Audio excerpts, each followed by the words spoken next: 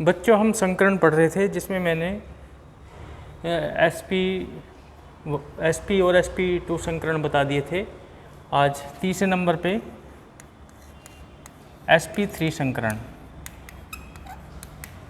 और मैंने बताया था कि जो कक्षक भाग लेते हैं संकरण में उसी के आधार पर संकरण का नाम पड़ता है। जैसे sp संकरण में एक s और एक p कक्षक संकरण में भाग लेता है तथा sp2 संकरण में एक s कक्षक तथा 2 p कक्षक भाग लेते हैं। इसी तरह से यहाँ पे sp3 संकरण में एक s कक्षक तथा 3 p कक्षक संकरण में भाग लेंगे। तो इसकी परिभाषा क्या हो जाएगी?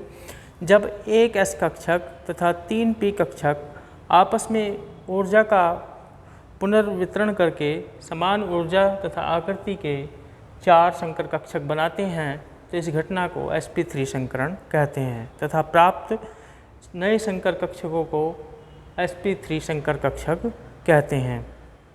इसका उदाहरण जैसे ये मीथेन है, ये परमाणु क्रमांक 6 होता है कार्बन का, 1s2 2s2 2p2, ये इसका इलेक्ट्रॉनिक विन्यास होता है। और मूल अवस्था में जिसके कक्षकों पे हम इलेक्ट्रॉनों को दिखाते हैं वो इस तरह से दिखाते हैं, ये 2s है, 2s में ये 2 इलेक्ट्रॉन हो गए, और ये 2p, p में 3 कक्षक होते हैं, ये 2p, ये 1 और ये 2। तो आधे भरे कक्षकों के आधार पर, सिंगल इलेक्ट्रॉन के आधार पर इसकी संयोजकता 2 होनी चाहिए, पर संयोजकता है 4। ये मैं पहले बता चुका हूँ संकरण जब बताया था शुरू में। तो जब होगा संकरण तो क्या होगा, इसका एक s कक्षक और इसके 3 कक्षक आपस में ऊर्जा का पुनर्वितरण करेंगे और sp3 संकरण यहाँ पे होगा। तो 4 समान ऊर्जा के तथा समान आकृति के हमें संकर कक्षक मिलेंगे जिन्हें हम sp3 संकर कक्षक कहेंगे। अब इन चारों में क्या होगा, हुंड के नियम से एक एक इलेक्ट्रॉन यहाँ पे आ जाएगा और अब ये 4 एकल बंध बना सकता है 4 अन्य परमाणुओं के साथ, और वे चारों संयोजकताएं एक समान होंगी क्योंकि चारों कक्षक एक समान हैं। ये है sp3 संकरण। चारों कक्षकों की आकृति भी एक समान है और ऊर्जा भी एक समान है। और sp3 संकरण वाले इन कक्षक जो आकृति में रहते हैं ये एक दूसरे के साथ 109 डिग्री 28 मिनट के कोण पर रहते हैं तथा इनकी दिशाएं समचतुष्फलक के शीर्षों की ओर होती हैं। यानी यदि केंद्रीय परमाणु को हम समचतुष्फलक के केंद्र पर रखें तो जो इनके कक्षक हैं वो समचतुष्फलक के शीर्षों की ओर इंडिकेट करेंगे, यानी उसकी ओर निर्देशित होंगी। तो इसकी आकृति इस तरह से बनती है जैसे ये 3 डायमेंशनल स्ट्रक्चर होता है, तो इस वजह से इसको बोर्ड पे 3 डायमेंशनल स्ट्रक्चर को दिखाना संभव नहीं होता। बस इस तरह से हम इसको दिखा देते हैं कि प्रत्येक कोण 109 डिग्री 28 मिनट का होता है, प्रत्येक कोण, ये भी, ये भी, ये भी। और ये होती है चतुष्फलक की आकृति, चतुष्फलकीय,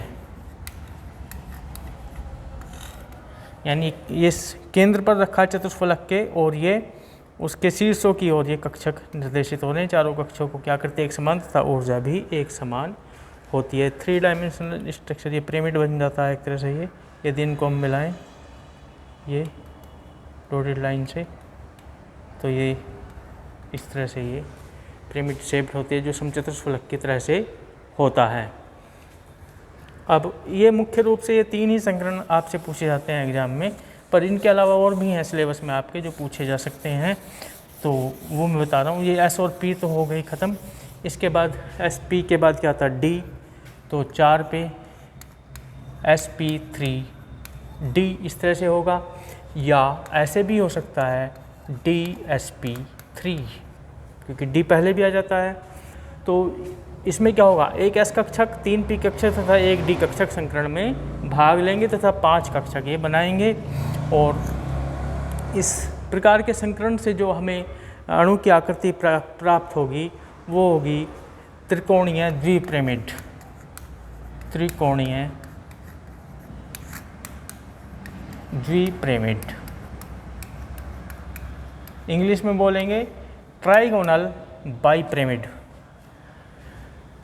नंबर 5 sp3 D2, एक S कक्षक, 3 P कक्षक तथा 2 डी कक्षक इसमें भाग लेंगे और कुल 6 कक्षक इसमें बनेंगे। या ऐसे भी हो सकता है ये D2sp3। इसकी आकृति जो होती है वो होती है अष्टफलकीय।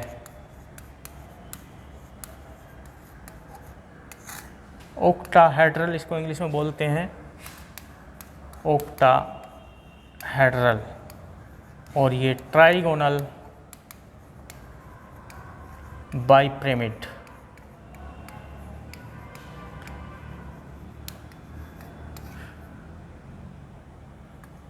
बाइपिरामिड।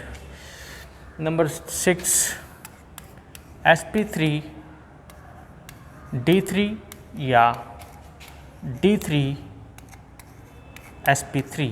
इसमें कितने बनेंगे? 7 संकर कक्षक बनेंगे और आकृति होगी पंचकोणीय द्विपिरामिड।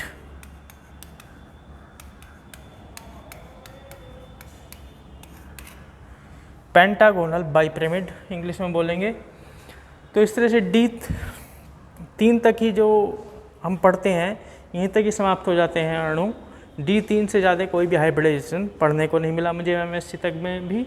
तो इतना ये लास्ट है। इसके अलावा कुछ संकरण के प्रकार और हैं, जैसे DsP2 होता है या D3s